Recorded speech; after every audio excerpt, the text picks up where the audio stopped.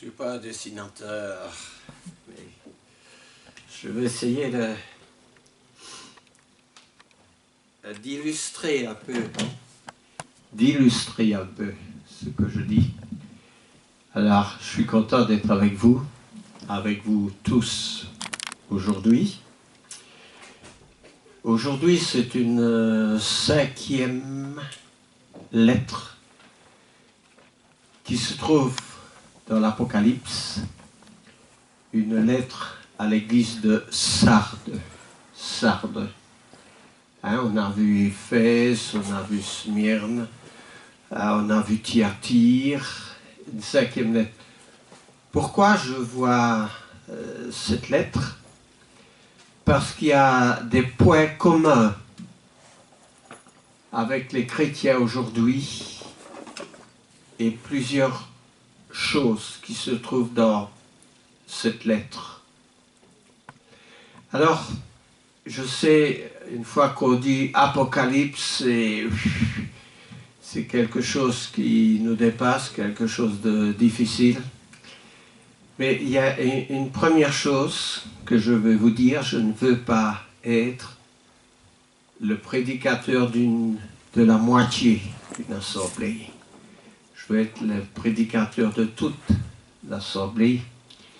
Donc je m'efforce à ce que chacun de nous puisse comprendre l'étude et discerner des points qui sont importants et des choses qui concernaient les chrétiens de l'église de Sardes et qui nous concernent aussi pour les églises d'aujourd'hui. Alors, évidemment, il faut voir ça. Les lettres de l'Apocalypse, on ne les voit pas que peut-être une fois au bout de 10 ans.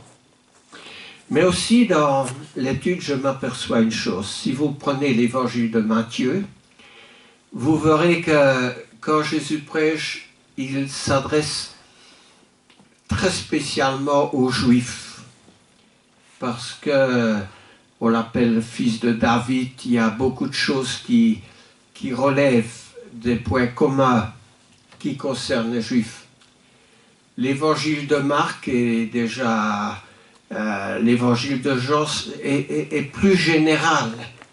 L'évangile de Jean, lui, il cible des problèmes qui sont arrivés à la fin du 1er siècle, c'est-à-dire des problèmes qui concernaient une mise en doute de la divinité de Jésus-Christ. Alors Jean, dès son 1er chapitre, il attaque. Jésus est la parole, Jésus est Dieu. Les épîtres générales de l'apôtre Paul, de l'apôtre Pierre, ce sont des points doctrinaux pour que les chrétiens puissent vivre leur foi, vivre l'évangile, bien vivre. Et puis l'Apocalypse, ce n'est plus le petit Jésus, comprenez-moi, qui est traité dans l'Apocalypse. C'est un autre langage plus spirituel, mais c'est toujours Jésus qui parle dans l'Apocalypse. C'est Jésus, le maître de la situation, et c'est Jésus pris à un degré de fils de Dieu, celui qui va revenir pour exercer un jugement. Parce que dans le livre de l'Apocalypse, après le 5e chapitre, on va voir beaucoup des jugements que Dieu va exercer par ses anges, par exemple. Alors, dans les lettres, il y a beaucoup des termes qui reviennent. Par exemple, les bonnes œuvres, le mot livre, n'est-ce pas? Écrit dans le livre de vie. Il y a les habits, les robes blanches. Le blanc qui signifie la pureté. Je donnerai une robe blanche au vainqueur. Et puis il y a aussi des termes, le terme voleur.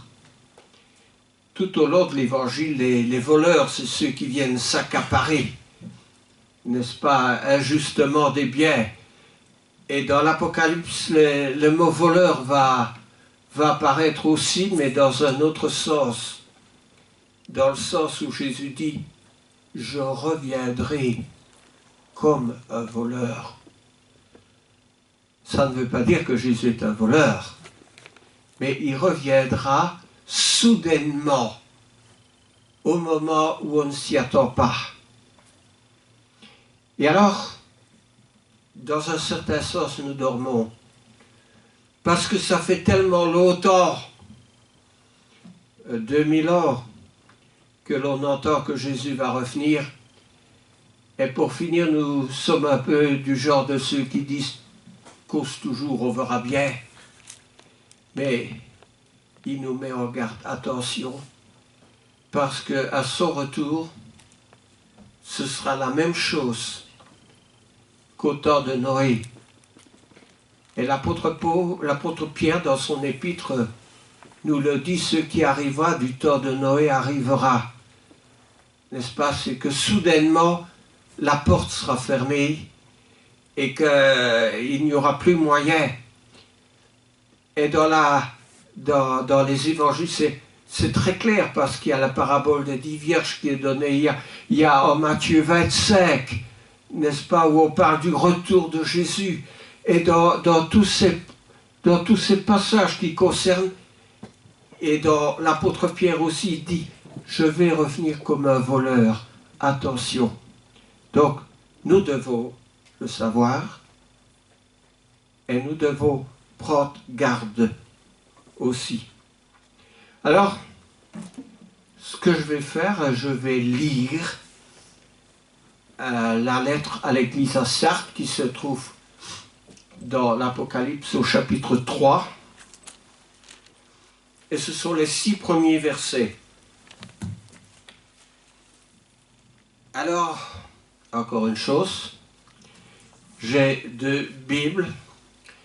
Celle dans ma main gauche, c'est ce qu'on appelle la version 1910, la version seconde, qui suit très littéralement la traduction du grec.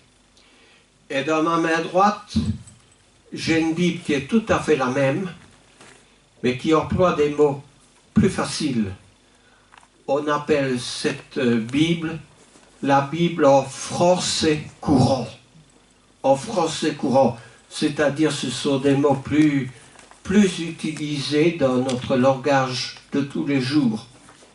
Et quand je vais lire en Apocalypse chapitre 3 dans le français courant, qui veut dire exactement la même chose que dans les versions secondes, plus archaïques, plus littérales.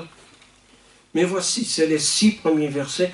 Donc, la prédication ce matin va se baser sur 6 versets seulement de la Bible. Parce qu'après, ce sera la 6e lettre et l'église, elle est destinée à l'église de Philadelphie. Donc je lis, aujourd'hui c'est le message adressé à l'église à Sardes. Écrit à l'ange de l'église de Sardes. Voici ce que déclare celui qui a les 7 esprits de Dieu et les 7 étoiles. Comprenez ici que c'est Jésus-Christ qui est décrit comme ça. Je connais ton activité. Je sais que tu as la réputation d'être vivant alors que tu es mort. Réveille-toi. Affermis ce que tu as encore avant que cela ne vienne à mourir complètement. Car j'ai remarqué qu'aucune de tes actions n'est parfaite aux yeux de Dieu. Rappelle-toi donc l'enseignement que tu as reçu et la façon dont tu l'as entendu. Sois lui fidèle et change de comportement. Si tu ne te réveilles pas, je viendrai te surprendre comme un voleur. Voici l'expression qui est déjà là. Sans que tu saches à quelle heure ce sera. Cependant, quelques-uns des tiens à Sardes même n'ont pas souillé leurs vêtements. Ils m'accompagneront vêtus de blanc, donc les habits blancs qui viennent ici, car ils en sont dignes. Ceux qui auront remporté la victoire porteront ainsi des vêtements blancs. Encore, je n'effacerai pas leur nom du livre de vie. Le mot livre apparaît ici. Je reconnaîtrai devant mon Père et devant ses anges qu'ils sont à moi. Donc à Jésus, c'est Jésus qui parle, encore une fois. Que chacun, s'il a des oreilles, écoute bien ce que l'Esprit dit aux églises. Alors un petit rappel, avec cet affreux dessin. La ville de Sardes était sur un plateau, un promontoire, on dit qu'il y a le plateau de Herve au-dessus de Verviers. Alors il y avait au-dessus du plateau qui fait 400 mètres une forteresse. Et puis autour, il y avait une rivière qui s'appelle le fleuve Pactole. Et il n'y avait l'accès pour aller au-dessus qu'un petit chemin escarpé devant. Et c'était infranchissable autour. Alors, qu'est-ce qu'il y a à dire? Il y a beaucoup de choses parce que Sardes a un riche passé, mais je ne vais pas parler de tout son passé. Nous ne sommes pas ici pour entendre des conflits, des guerres, de la politique. Mais une chose quand même, dans ce fleuve autour, il y avait de l'or, des paillettes d'or. Et il y a quelqu'un qui a fait sa fortune. Alors en français, nous avons l'habitude de dire riche comme Crésus. Riche comme Crésus. Eh bien, Crésus était un personnage qui avait habité la ville de Sardes. Et Crésus, c'est lui qui avait inventé la monnaie. Donc c'était au VIe siècle, avant Jésus-Christ. Et là, c'est une plaine, une riche plaine, dans laquelle s'est établie une ville. Donc aujourd'hui, il y a la ville de la plaine, et puis ce sont des ruines là au-dessus. Mais c'était une ville riche. Et évidemment, la richesse ne dure pas toujours, parce que on est parfois riche et on peut devenir pauvre par la suite, n'est-ce pas? Alors, qu'est-ce qu'il y a encore de particulier à dire? Il y a beaucoup de choses, mais je n'en retiens qu'une ou deux principales. Il y avait dans la plaine une industrie lainière qui a fait sa richesse au temps où l'on écrit la lettre à l'église à Sardes. Verviers était autrefois la cité lainière, n'est-ce pas? Et quand la cité lainière a cessé d'exister, et je ne vais pas rappeler toutes les raisons, il y a 200 firmes, 200 usines dans le centre de Verviers qui ont fermé leurs portes. Donc, ça peut être riche un jour et le lendemain, ça n'est plus. Bon, nous n'allons pas nous attarder là-dessus. Mais aussi, c'était une ville idolâtrie, comme beaucoup. Et il y avait un temple à Cybèle. Bon, je ne vous dis rien de plus pour le moment sur le nom de Cybèle, mais nous allons y revenir. Alors, la lettre à l'Assemblée à Sardes est une communication de Jésus qui s'adresse personnellement à l'Église à Sardes. On peut dire une description de son état, comme si Jésus, qui voit tout ici, venait et commençait à dire les choses qui ne vont pas. Parce que là, il dit, je n'ai pas trouvé tes œuvres parfaites. Ne pourrait-il pas dire peut-être la même chose ici? Je n'ai pas trouvé tes œuvres parfaites. Et puis, il y a une prévenance, parce que Jésus, Dieu est loyal, il prévient toujours, n'est-ce pas? Il dit, si tu ne veilles pas, je viendrai à toi comme un voleur. Donc il viendra comme un voleur, mais il prévient quand même qu'il viendra comme un voleur. Et puis il donne un conseil, une exhortation, sois vigilant. Que veut dire sois vigilant? Ça veut dire fais attention. Ne t'endors pas. N'oublie pas ce que je dis. Parce que quand Jésus dit quelque chose, ça s'accomplit toujours. Jésus n'est pas quelqu'un qui parle en l'air. Alors n'oublions pas qu'il tient ici, comme je l'ai souvent dit, un langage spirituel. Alors,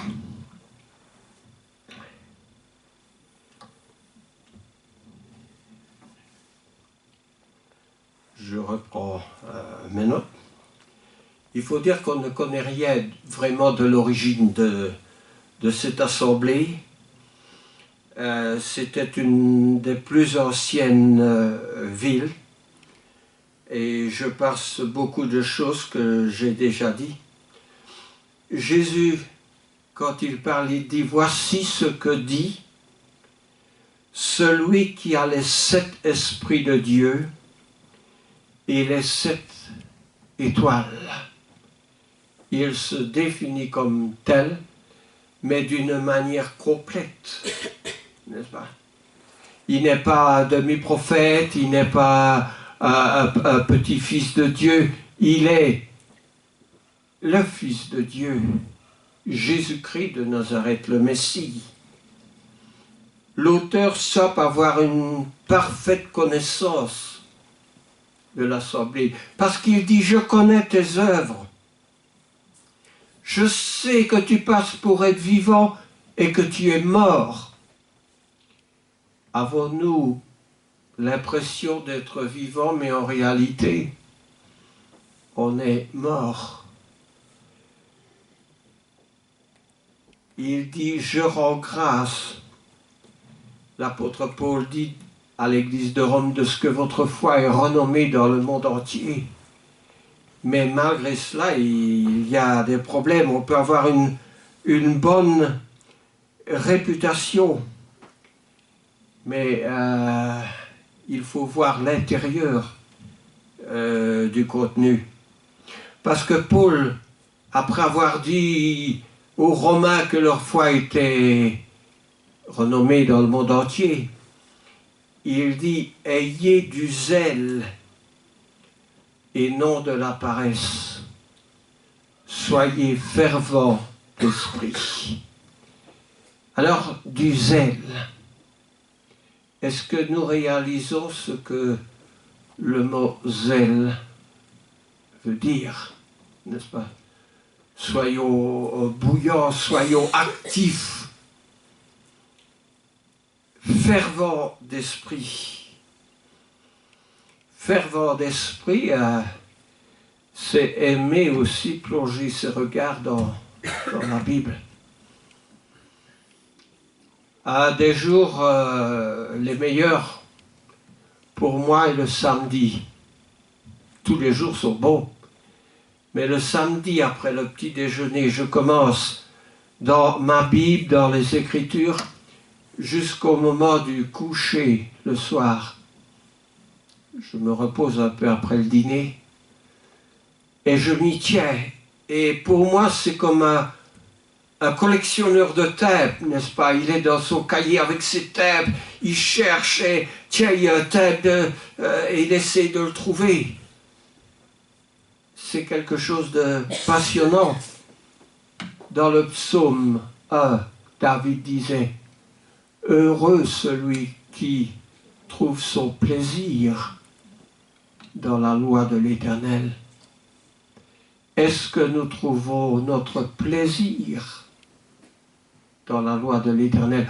Ou notre Bible est un livre qui est entreposé et couvert de poussière? Les départs sont toujours grandioses.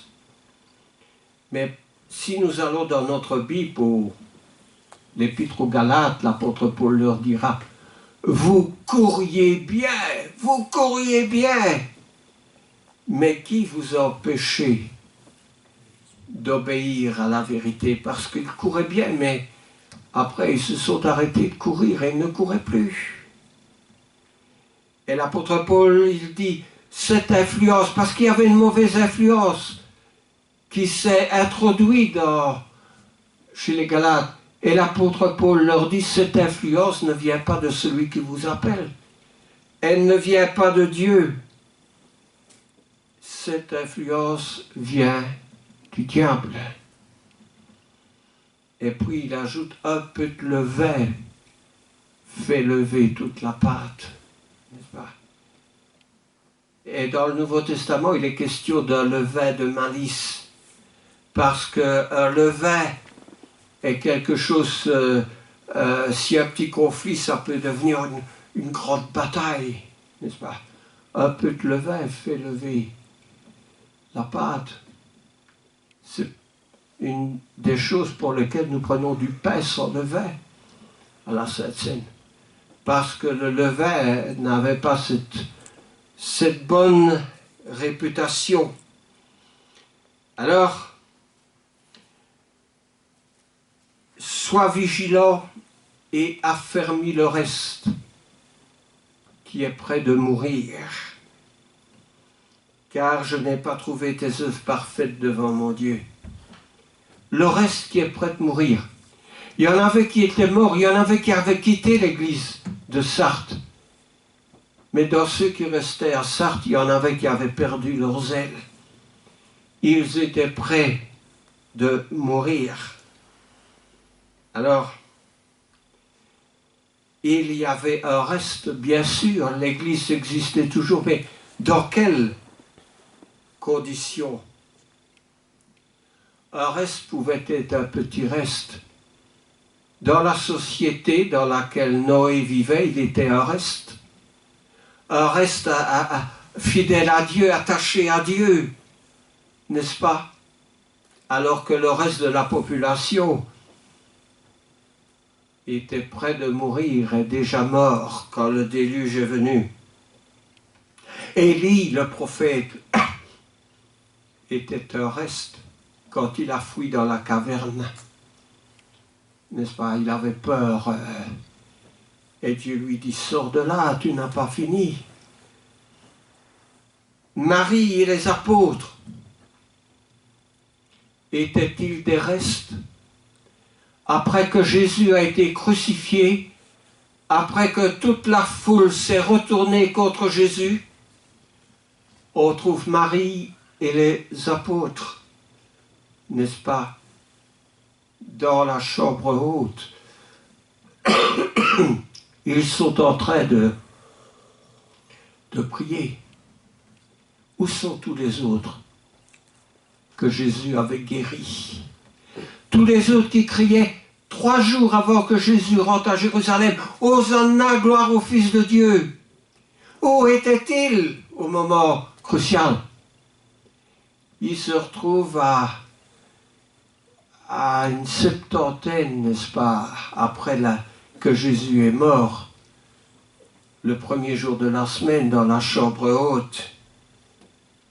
Sommes-nous un reste aujourd'hui? Un passage que j'ai trouvé qui s'appropriait très bien est dans l'apôtre Pierre. Quand l'apôtre Pierre dit, c'est en 2 Pierre, chapitre 1, verset 10, il dit, « C'est pourquoi, frères, efforcez-vous encore plus de prendre au sérieux. » Ça, c'est un langage que nous pouvons tous comprendre. Hein? Efforcez-vous de prendre au sérieux l'appel que Dieu vous a adressé et le choix qu'il a fait de vous. Car en faisant cela,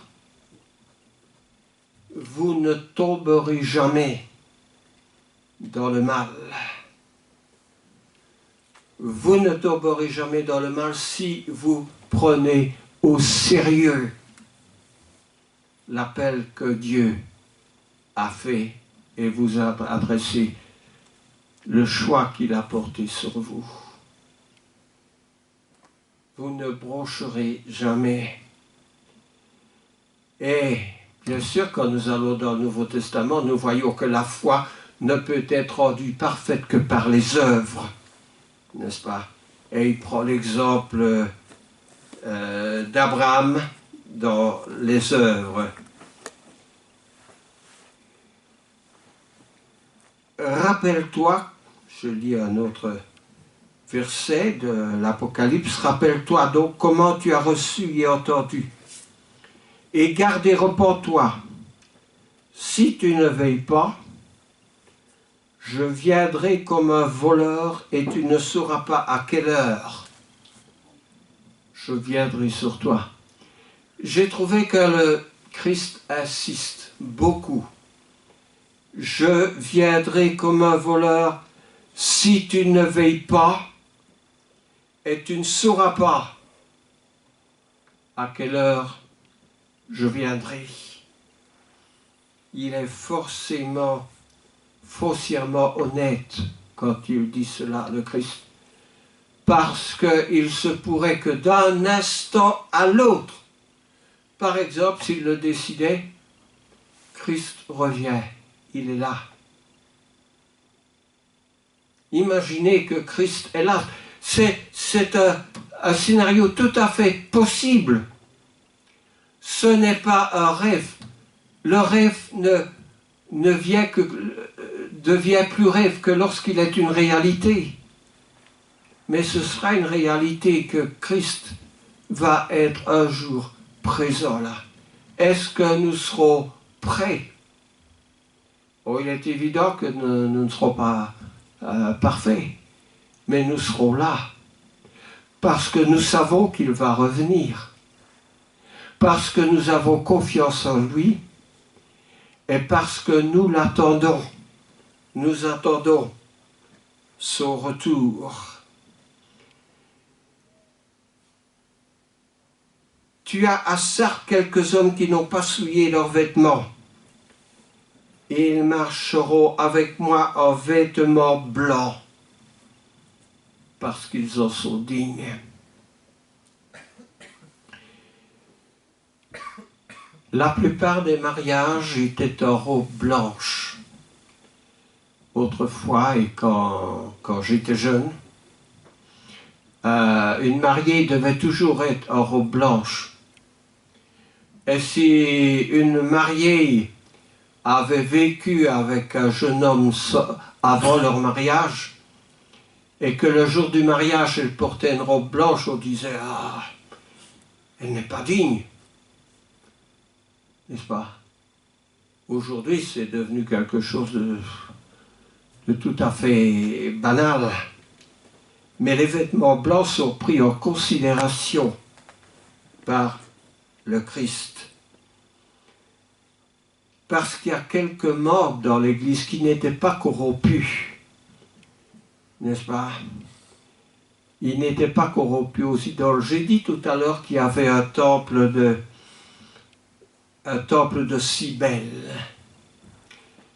Quand nous allons dans le livre des Actes des Apôtres, nous voyons que l'apôtre Paul a eu de grandes difficultés dans la ville d'Éphèse avec une déesse qui s'appelait Diane, la déesse des Éphésiens.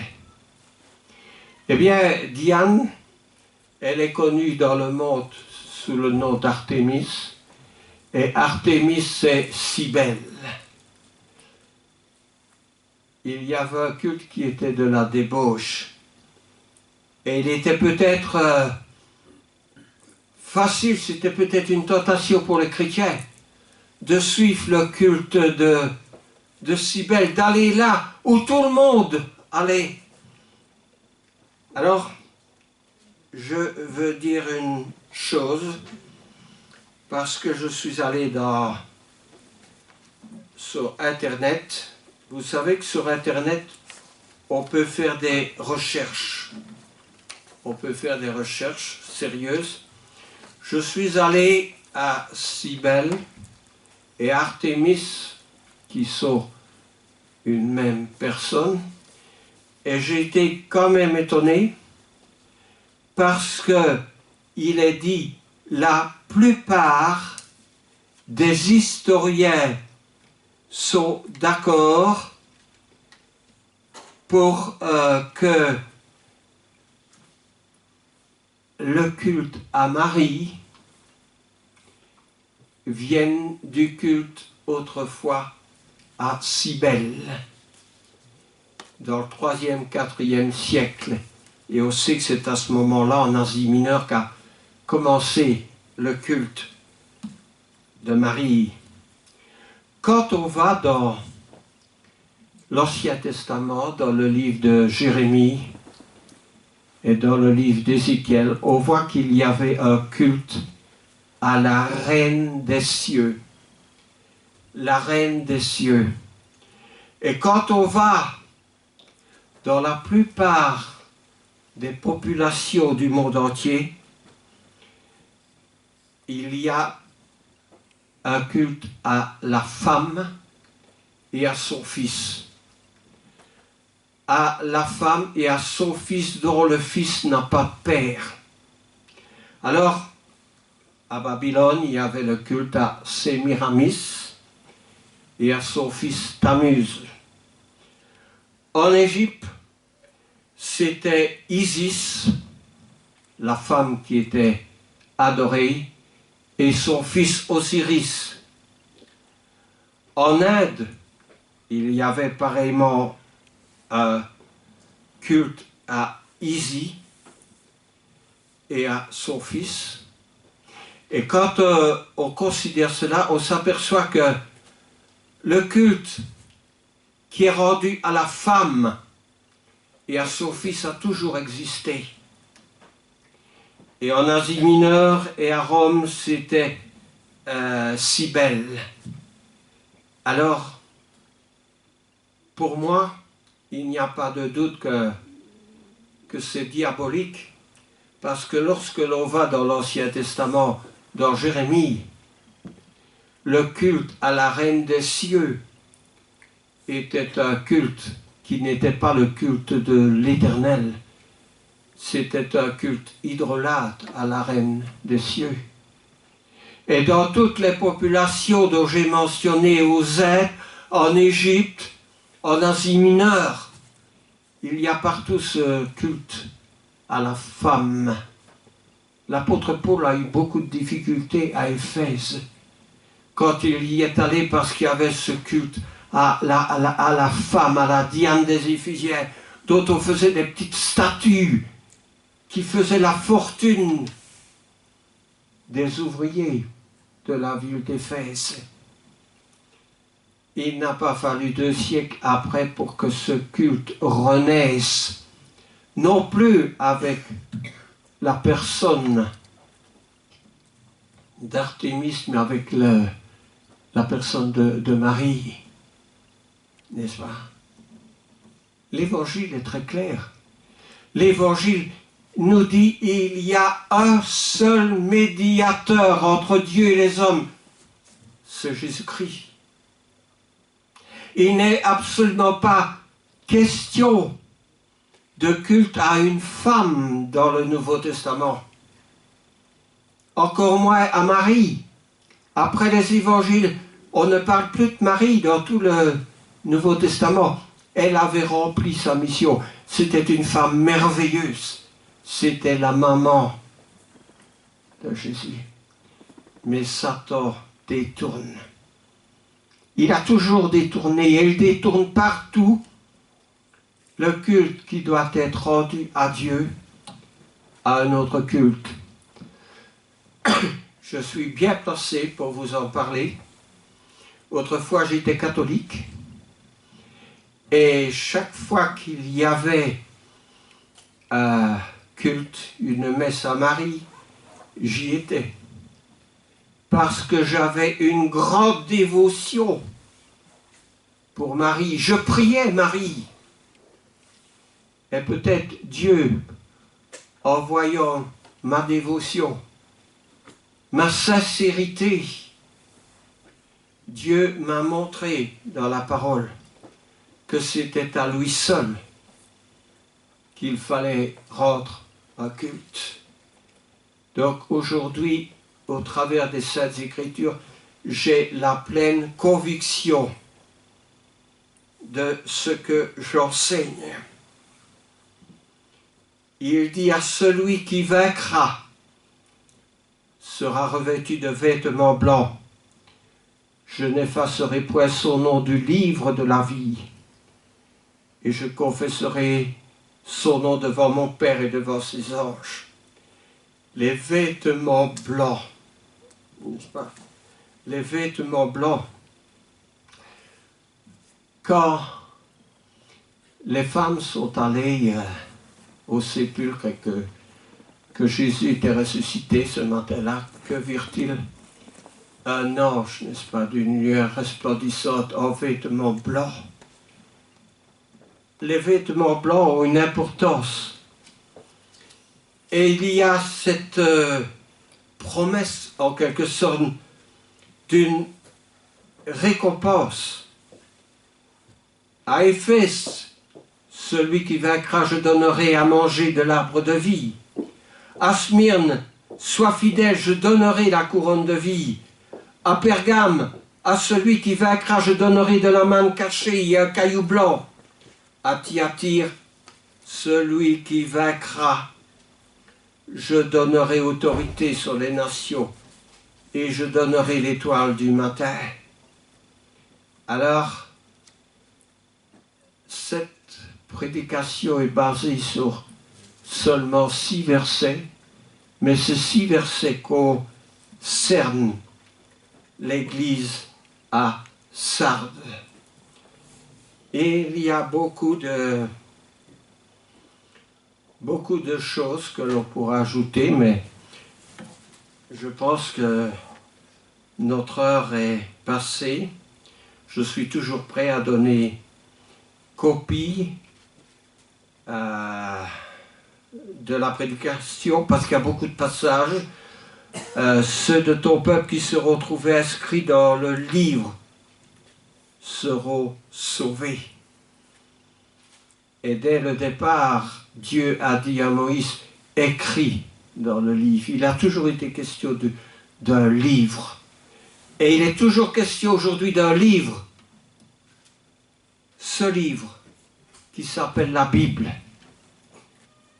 et dans lequel Dieu nous laisse sa pensée, son enseignement, sa doctrine. Béni soit Dieu, que celui qui a des oreilles écoute ce que l'Esprit dit aux églises. Ça, c'est pour nous. Écoute ce que l'Esprit dit aux églises.